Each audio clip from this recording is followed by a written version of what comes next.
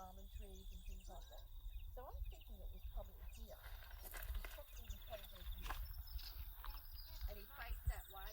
They had long driveways, you know, they would have given up the driveway. Oh, that's right. Yes. The stately long drive road.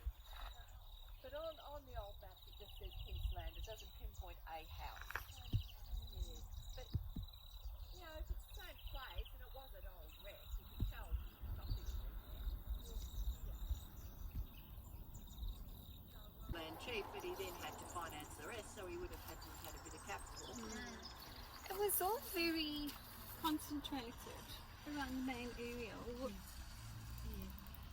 And from one of the things I read too, he seemed to operate his business out of his farm, his home, his vineyard, for his early irrigation. Because there was an advertisement saying Johann, he called himself Johann Hintze, experimental irrigator or something. Oh, yeah. I think I've seen that too. There's behind the house is a fence line that comes all the way along here, comes down towards us on an angle and meets the corner of this road in a V. So I think that's possibly about 4.5, 5 acres. That was Johann's as well. And we don't believe he had his house on this because it does flood. And seasonally has been recorded as flooding for many, many years back in the late 1800s. So he would have used that possibly for orchards. Yeah. And the orchards kept them going when the phylloxera wiped out the grapevines. Even, you know, competitively they were growing pears, apples, peaches, apricots, and they were selling them for next to nothing, but it was keeping them going.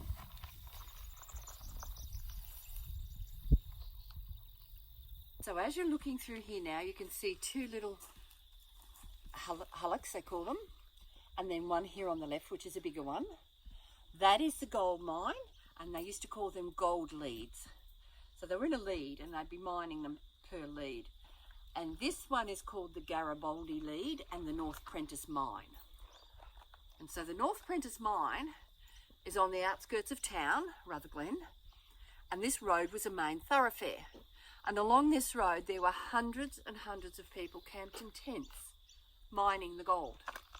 And they had tent city and tent economy. They'd be trading out of tents and little wooden houses that they would just pack up and take to the next gold mine when this one was void.